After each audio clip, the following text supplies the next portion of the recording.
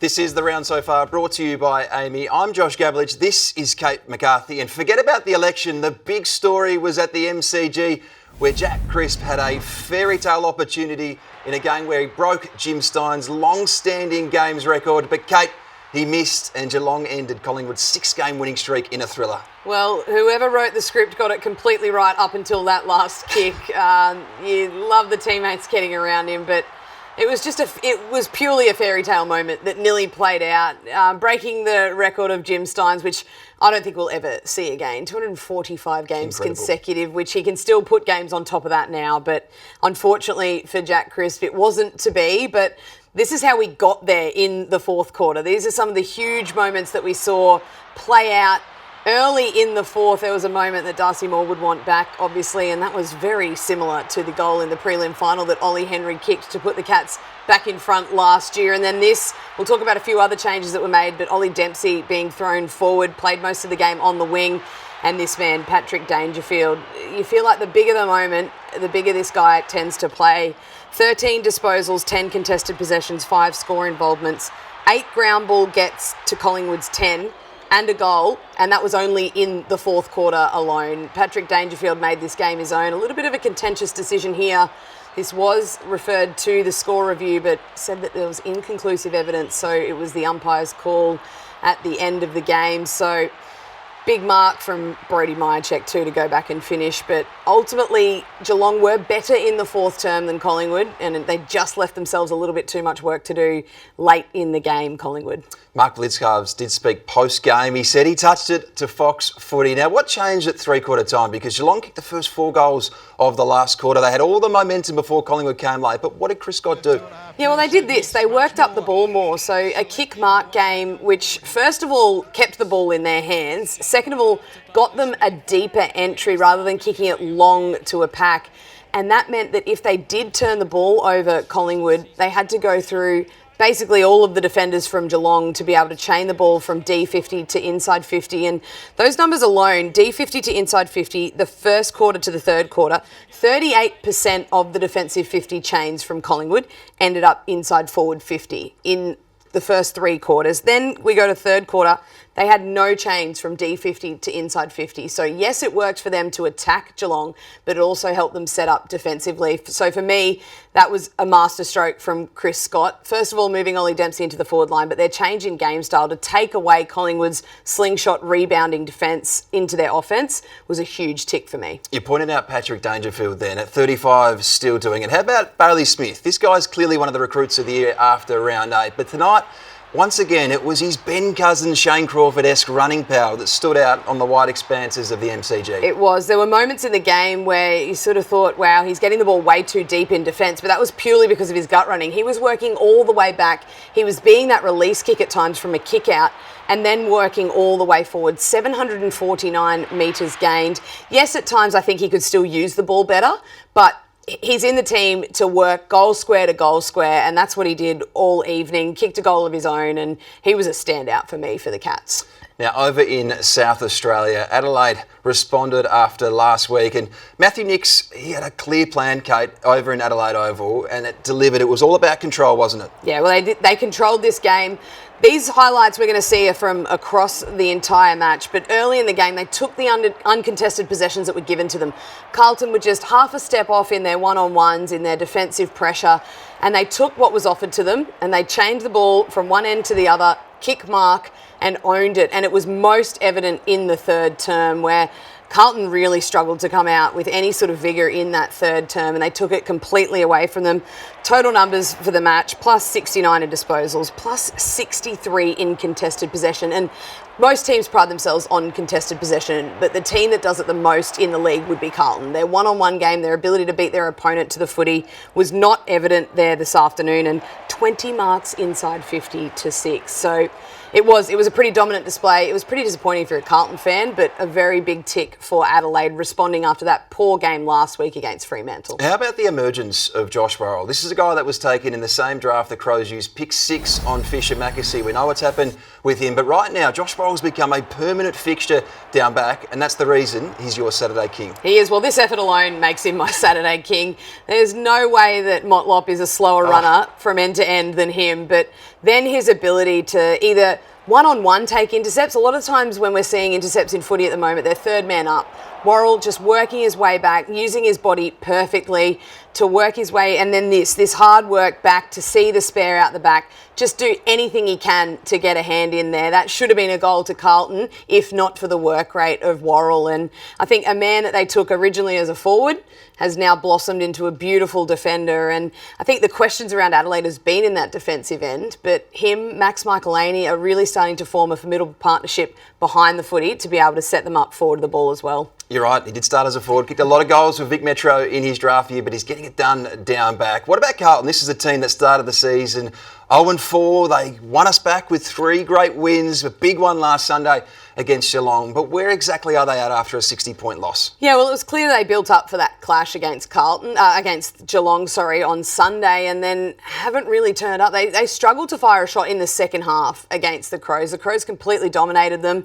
Interesting clash for me, Friday night against St Kilda, 2 teams that we've been a little bit unsure of what to expect week to week. So they need to put it together against the Saints because they turned it around as well themselves this weekend. But at the moment, they're very hard to get a read on with just their inconsistency and their inability to win the contested ball at times, but then at other times they completely turn it on and match it with the best. Now, Kate, if it wasn't already official, Ballarat is Bulldogs country. That's 10 from 14 games now. They are owning Mars Stadium. It's become a real fortress, and it was on show again today. Reduced capacity, of course. They're doing the redevelopment there. But 12 goals to 2 after half-time. A 90-point hammering. We are seeing a wide array of weapons at the Western Bulldogs right now. Yeah, we are, and they used every square inch of the stadium out there, or of the field out there at Mars. Just efforts like this, their ability to just work from end to end. They spread the ground. They made it so big, so hard for Port Adelaide to defend. And they opened it up early in the game, which then allowed them later in the game to chain from end to end through the corridor. So the likes of Latham Vandermeer really spreading the ground. None of his numbers are going to jump out the page at you, but his work rate to open up that half forward line and be the link between half back, half forward. Every line on the ground, though, was firing. It was hard to sort of pick out. There were 2 standout performances for me. Tim English, 27 disposals, 17 scoring involvements and 3 goals. And Ed Richards, a phenomenal game from him. 30 disposals, 9 scoring involvements, 729 metres gained, 2 goals, one of them which probably will be a nomination for Goal of the Year as well. On Tuesday, we are releasing the May edition of the 25 on afl.com.au, so I dare say Ed Richards has a case after his stunning start to the year. He'll be in the votes, no doubt. Buku Kamas might not get votes, but he captured your attention out at Mars Stadium today. Yeah, he won't get votes, let's be honest. There were some better performers, but his ability to play a role, and that's what they've found now. So no Darcy, no Ugelhagen in this forward line. If you said that 6 months ago, you'd be like, well, they're nowhere. They've got no one to go to, and he just played a role on Aliir, on Radagalier, anyone that was in his area that was a tall. They were undersized, with Norton the only one in the forward line that had height apart from Karmas. So he's been thrown forward. Last week it was Lobb that had to go forward, but that was because Buslinger was in the side.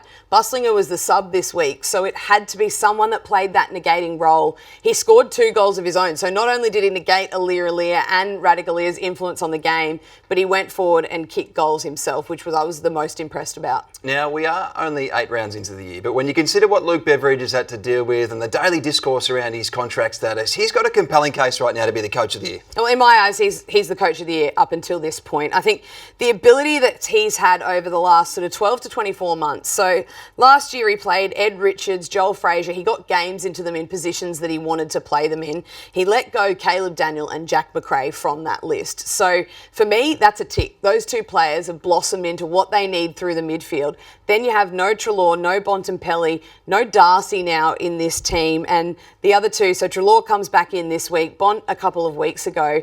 the depth across all three lines at the club is just really... Bontempelli this afternoon, he played most of the fourth quarter in the goal square. He ends up kicking 3 goals. When in a game could you say that Bontempelli has had the luxury of doing that?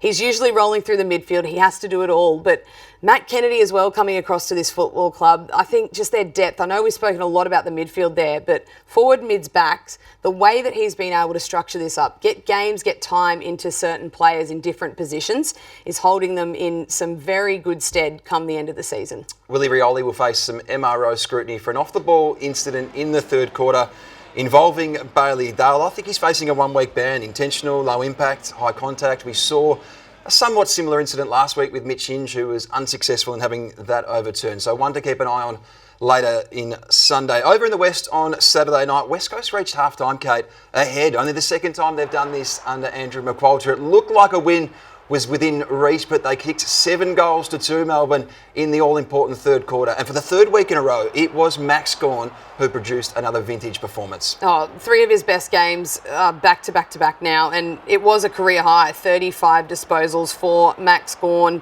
22 of those contested, 12 score involvements, 9 clearances, and a whopping 47 hit-outs. He basically had to play, he said post-match, the last 40 minutes on his own in the ruck because Harrison Petty went down with a concussion. So he's just turning it on week after week. They're now 3 in a row, Melbourne. So yes, they were down at halftime. They found something. They found another gear. West Coast will be disappointed with their second half, especially the third term. They only laid 6 tackles in the third term when Melbourne had the majority of the footy. So not their best second half of football, but Melbourne getting the wins on the board when they need to. From 0-5 to 3-5, they're still alive right now. But Jake Melksham might have some issues with the MRO. This is an incident with Jeremy McGovern where he pushes him into a marking contest. Jeremy McGovern was subbed out with concussion. It feels a bit different to some other examples we've seen this year, Kate. Does he have anything to worry about? Yeah, I think it looks a little bit different to the Ryan Mansell, in my opinion, purely because they're going the same way as the contest. I don't think he really could have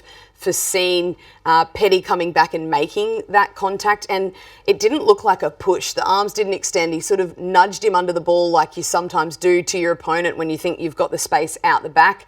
In saying that now, though, when a player gets concussed, we all know it's either 0 or it's 3 weeks, and unfortunately McGovern was concussed, so you've got to err on the side of 3 weeks. We saw it last week with Paul Curtis. We sit here saying this because I think a lot of coaches are calling for the change. I think there is a need to change that rule, whether we go 0 to 3. It's just too much sort of grey area and not enough wiggle room for Michael Christian and the MRO. Let's get to our AAMI clangers now. There was an interesting one at the MCG involving Brett Rosebery. Look at this.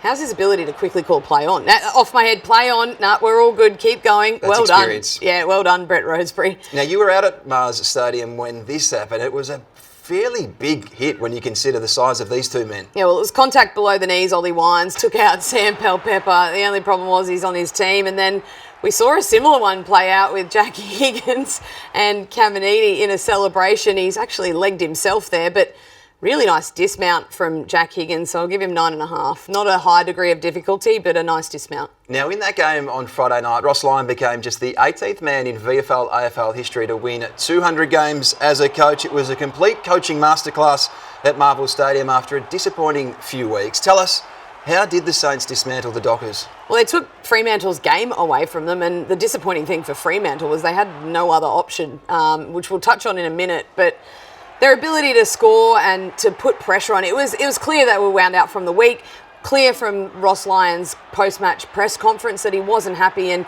I'm really happy Hugo Garcia got the opportunity to really bounce back after his week last week. We spoke about it, but he had the opportunity to sort of take his feedback and went out there and had a very good game and got a nice goal at the end of the game as well. So I think the Saints, all credit to Ross Lyon. He took Freo's game away from them and Freo had nowhere to go.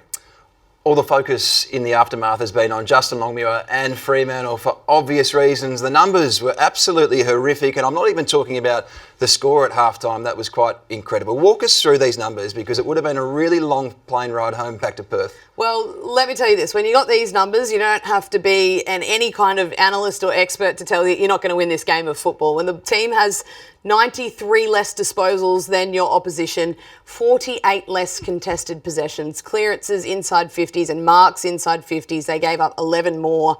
It was a very disappointing performance from Fremantle right from the start. Was it the worst performance of the year? Because we have seen some bad performances, but by round 8, is that the worst performance you've seen in 2025? I think on the back of what we saw last week, yes. And I think the inconsistency that we're seeing from Fremantle, I know the next question will be where to from here. I can't tell you, Josh. I can't stand here and tell you what we're going to see from Fremantle because 2 weeks ago, Nat Edwards and I stood here after their loss to Melbourne and spoke about how poor they were. Then they come out when they're playing at home against Adelaide last week on Anzac Day and put together a performance that would have pushed any opposition.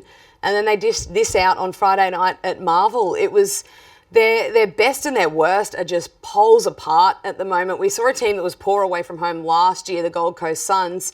Well, Fremantle are rerunning that, but they're running it worse. Their inability to win away from home at the moment is really, really poor. And it's not just win, it's compete. They were uncompetitive in that game against St Kilda, and it was a pretty disappointing performance. But who knows? Next week they could roll out something completely different when they play the Pies at home. They've been in Victoria 3 times this year and produced 3 really disappointing performances in 3 different stadiums. Let's have a listen to Justin Longmuir post-game because he was asked plenty of questions about the performance. And the main message after the game to the players is, are we up for the challenge that an AFL season confronts us with? You know, because we can't be that team that has the high highs and the low lows. The first thing I look at after a performance like that, and any good leader should, is what did I get wrong? Like, I'm not sitting here blaming the players, Craig. Like, I've got to look at my own performance this week, and am I contributing to us being an inconsistent team? So, of course, I'm going to question myself. Now, Fremantle CEO Simon Gabelich spoke to ABC post-game, pre-game in the box, and he was adamant that Justin Longmuir will be their coach come round 1 next year. But do they have to play finals for him to keep his job? Oh, I think there's a lot of questions around that. And I think at the moment, the inconsistency that we're seeing, if they're able to somehow find their best and find it week to week, then absolutely he'll be there next year because they should, with the list that they have, make finals. But like I said just before, the gap between their best and their worst, it is, you can't sit here and try and predict what they're going to come out with. But the thing I'd love, I understand he's sort of turned that back around. He's asking questions. He's not really answering a whole lot of the questions that are coming his way. He said, okay, we have to, as coaches, sit in the box and think, we did things wrong as well. I want to hear, what did they get wrong? What was it that they weren't able to execute last night or Friday night that meant that they were defeated so heavily? That's what I want to hear from the coach. I don't want to hear, oh, well, we all have to look at it. What was wrong? What do you need to fix? Obviously, a lot of areas, but fundamentally, how did you get to that point to be 7 points at half time? That's what you want to hear from a coach, not asking questions about what they need to do. To make a dirty night even dirtier for the Fremantle Football Club, Hayden Young strained his hamstring for the 3rd time in 3 months. Now, I spoke to them earlier today and he'll have a scan in the next 24 hours, but he's facing another stint on the sideline. So another big blow for a really crucial part to their midfield. Now, back on Thursday night, it was a hard watch early, but it was a great watch towards the back end. And there was one man who dominated that second half, one man who particularly dominated that last quarter. I'm talking about Zach Merritt, of course, the 5-time Crichton medalist. But Kate, no one went near him in that last quarter. Well, there was a bit of a cheeky grab during the week about Paul Curtis being suspended and everyone come and watch our touch football game at Marvel on Thursday night. Well, to be completely fair, this turned into a touch football game for Zach Merritt because in the 4th quarter, yes, he read the ball well. He is an exceptional player. He's probably potentially leading the Brownlow at this stage of the season, but you got to pay him a little bit more respect than what North Melbourne did. Whether it's a run with role, whether it's someone that watches him at stoppage,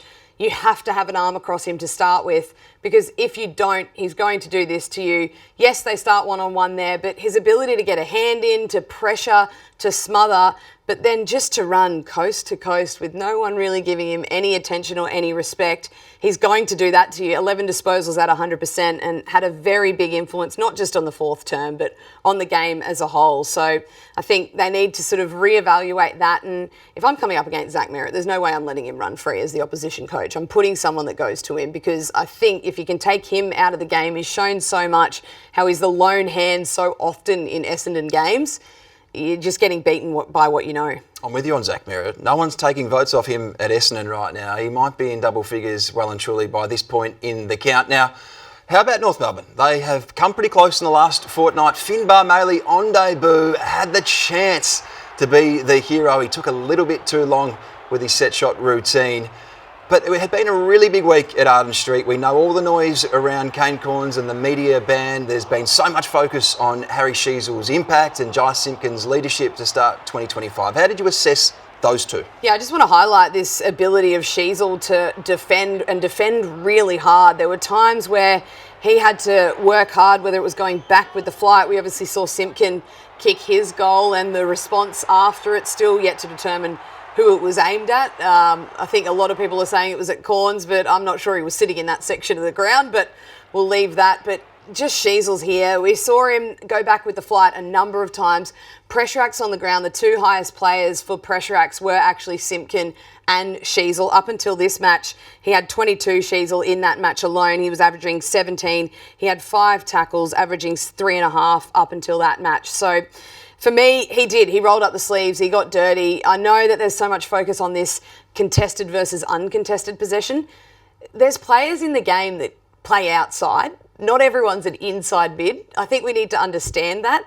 Not everyone is going to have a beautiful balance of more contested or less contested possessions. Harry Sheezel is really, he's pivotal to that team playing off the halfback. Yes, we want to see him as an inside mid. He's not there yet, and also North don't need him there yet. I think Alistair Clarkson spoke to it really well after the game. That's where he needs to play his footy. He did have more score involvements. He did have more impact on the game. But I was most impressed, with his ability to defend hard, and go back when he needed to. Pack your popcorn tomorrow, Kate, because round 8 finishes with 3 games full of theatre. The 30th edition of the Sydney Derby starts at the SCG, and then Hawthorn celebrates their centennial game, 100 years in the VFL/AFL against Richmond, and then it's the biggest Q clash we've ever had, Sunday night football at the Gabba. I don't even think I need to ask you this question, but what are you most looking forward to? Oh, well, I'm a proud Queenslander. There's no way that I am missing that Q clash. I'm very excited for it. As you said, it is the biggest build-up to one we've had probably ever, probably bar the first one. So it's really exciting. Both teams going well, and it'll be a really good indication of Gold Coast, where they're at. We saw them poor in the first half last week, come back really well in the second half, and Brisbane doing everything that they need to at the moment to put their hand up to say that they're still premiership contenders. 3 cracking games to finish round 8. That's all we've got time for on this edition of The Round So Far. We'll see you again next week.